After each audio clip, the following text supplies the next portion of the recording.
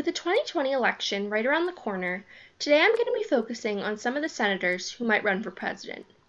Now, I will say that not every senator who has expressed interest in running or has been mentioned is going to be in this video, simply because with such a large field, it's not likely that a lot of these sort of second-tier senators will run.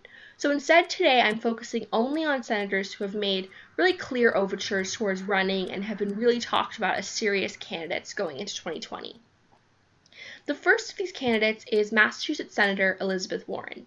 Now, Elizabeth Warren gained notoriety in the political field and the academic field before becoming a senator through her work in sort of working to regulate the financial industry, especially after the financial crisis of 2007. Warren, since being elected as Massachusetts Senator, has really focused on these issues as well. She has really pushed to, regulate as well as sort of, make sure that there is transparency and fairness in the American financial system. In addition to that, she has also been a very outspoken critic of President Trump. She, has really, whether it's on Twitter or, on the Senate floor, she has really shown herself to be someone who is not afraid to be a bit of an attack dog going after the president. For his part, President Trump has really attacked Senator Warren. He has called her Pocahontas, which is a derogatory term he's using to describe the fact that she is said to have identified as Native American, and some people claim that maybe she used that as a way to, get ahead in life. There hasn't really been clear evidence on that, and recently she did take a DNA test which proved that she is in fact has Native American heritage. Many point to that as being a clear sign that she's going to run for president because, she put out this splashy video about how she was to sort of, combat President Trump and how she is Native American, and so she has really been viewed as one of the most likely candidates. She has,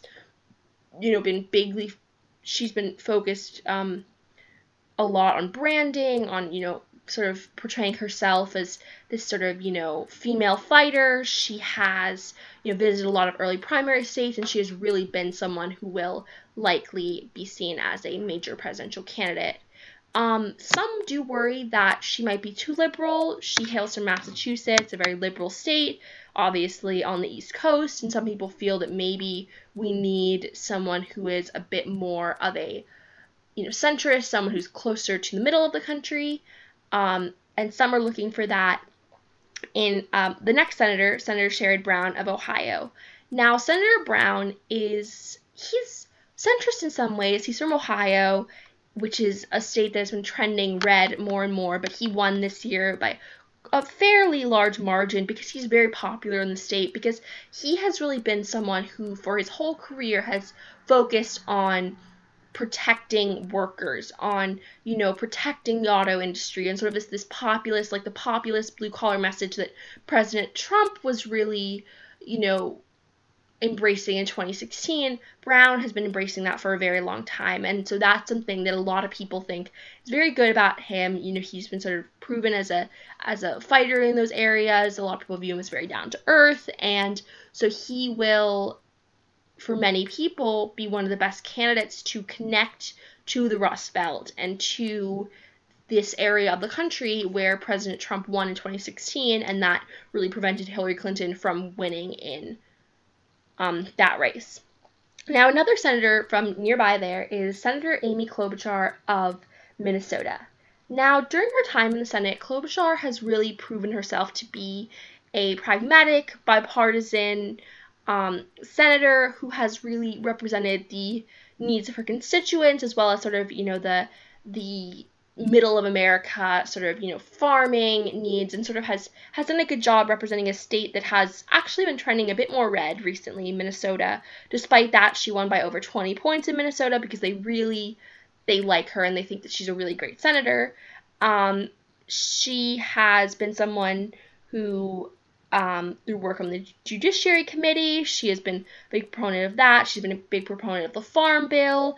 In addition, many view her as sort of this more pragmatic, more sort of bipartisan candidate who could appeal to these crossover voters, who could appeal to women without being as liberal as, say, an Elizabeth Warren. Klobuchar does not have big name recognition. However, she does have name recognition in Iowa, a state that is the first state to vote in the for the Democratic candidate, and that would be something that would definitely help her going into 2020. So the next senator that I want to talk about is Senator Cory Booker of New Jersey. He is a very interesting figure, a very charismatic figure. He is someone who has really worked to connect himself to younger constituencies. He's big on Twitter, Snapchat, social media. He's just a big figure when it comes to connecting to the youth vote. I can say personally, when I worked in the Senate this summer, Senator Booker was someone who was always chatting with the pages, making jokes, taking selfies. He was really someone who was very charismatic and very kind and really a great person. He has expressed lots of interest in running for president. He has a very interesting life story. He was born in Newark. His parents faced housing discrimination. He, played football. He went to Stanford, but then he came back to Newark, sort of was this upstart candidate for mayor. He then became the senator, and he has really worked to become a very sort of big, towering figure in the Senate, especially during the hearings on Supreme Court Justice Brett Kavanaugh earlier this year.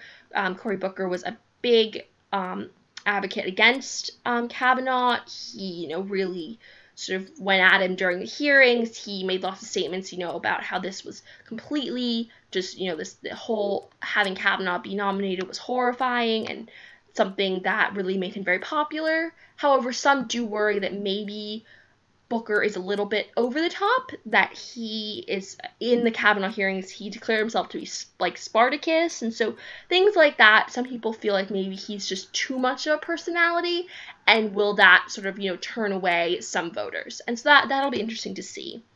Another candidate who would definitely bring diversity and who has really a great resume is Senator Kamala Harris of California. Now, Senator Harris, obviously from California, her mother's Indian, her father's from the Caribbean. She was the Attorney General. During her time as the Attorney General of California, she really worked to promote going from being like hard on crime to sort of being smart on crime. So she's been a big proponent of prison reform and really of, making a system that is more focused on, rehabilitation and leads to less recidivism. And so Harris has really been big on that. Since being elected in the Senate, she's been a very popular figure. She, with her ties as a former prosecutor, she was also involved in the Kavanaugh hearings. She really, asked some very amazing pointed questions, and she has just been someone who many have viewed as a possible candidate. She is quite liberal, especially coming from California, and so some do definitely worry, but that could be a downside for Harris because she is so liberal. Another candidate is Senator Kirsten Gillibrand of New York, our home state senator. Senator Gillibrand has definitely expressed interest in running. She is sort of an interesting political candidate because she was very conservative during her early years as a congresswoman in upstate New York. She was pro-gun. She was against many immigration, policies that would have helped immigrants, and so over the years, though, as she has moved towards being more of a Democrat and to being in the Senate, she has really become much more liberal. She's focused on policies such as she's been against ICE, she is for Medicare for all, she's really become more liberal. However, some do feel that maybe her past statements will come back to haunt her. In addition, Gillibrand has been a very big advocate of fighting against sexual harassment, especially in the military.